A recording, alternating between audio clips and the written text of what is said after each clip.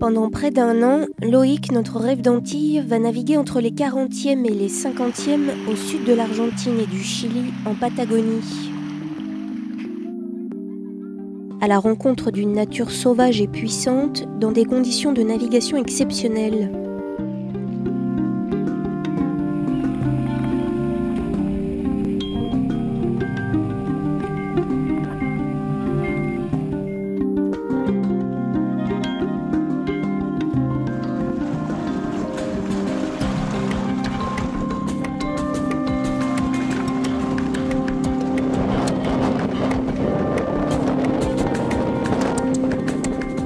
Point d'orgue de cet itinéraire sans pareil, la route des glaciers, le canal de Beagle.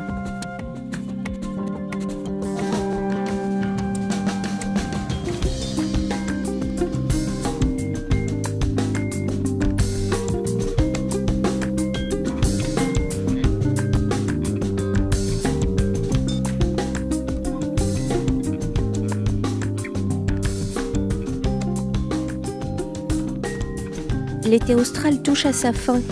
Nous quittons Puerto Williams, cap à l'ouest au moteur. 10 nœuds de vent de face. Nous emmenons 500 litres de gasoil en prévision de ce parcours de 5 semaines, en grande partie contre les vents dominants et sans possibilité de ravitaillement. Une partie du carburant en petit bidon sur le pont viendra nourrir le poêle du bord. Un poêle qui reste éteint en navigation, il fait 10 degrés à l'intérieur, une température à laquelle on s'habitue rapidement.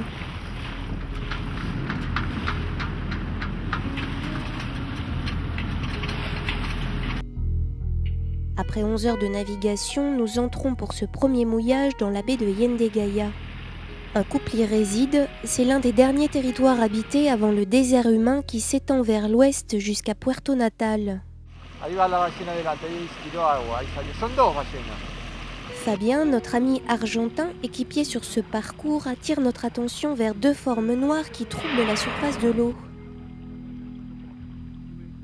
À l'arrière, nous sommes suivis par des lions de mer. C'est la première fois qu'on les voit d'aussi près. Ils sont aussi curieux que nous.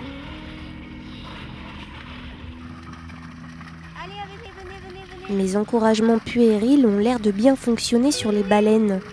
Elle s'approche du voilier et nous offre un florilège de cartes postales de la Patagonie. À voir en vrai, c'est sublime.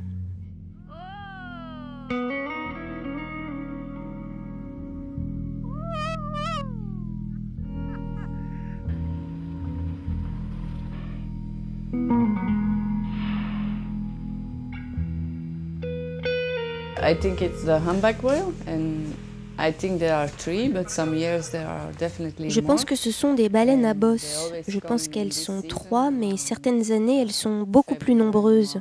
Elles viennent toujours en cette saison, entre février, mars, avril. Elles restent un peu de temps ici.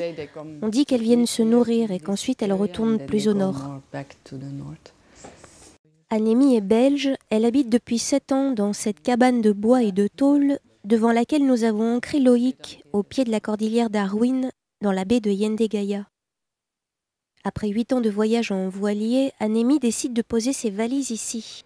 Elle est séduite par l'endroit et tombe amoureuse de José, un gaucho chilien, maître des lieux depuis 17 ans. Il est en charge du bétail et en liberté sur ses terres.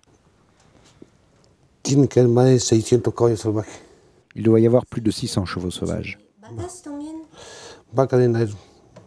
Les vaches, il y en a 300 ou 400.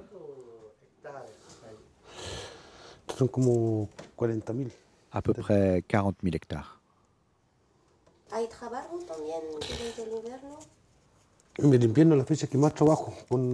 L'hiver, c'est la période pendant laquelle je travaille le plus avec les vaches. Comme il y a beaucoup de neige sur la cordillère, les animaux descendent dans la vallée. Je travaille beaucoup l'hiver. L'été, c'est les chevaux.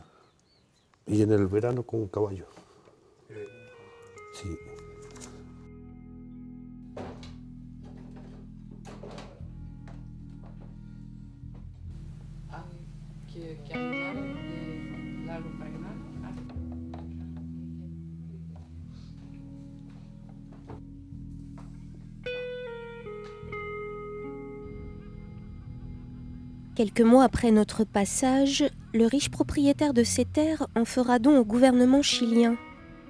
José et Anémie devront quitter la vallée qui deviendra un parc national.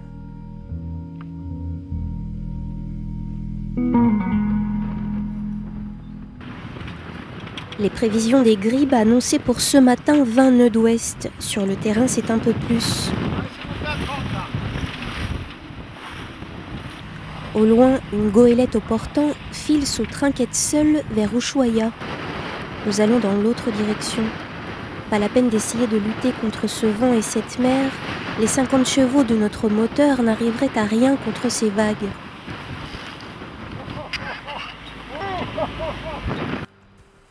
Nous trouvons refuge dans la Caleta Borracho, un minuscule petit trou d'eau à 1 heure de navigation en face de Yendegaia. Parfaitement abrité des vents d'ouest, nous attendrons ici la prochaine fenêtre météo.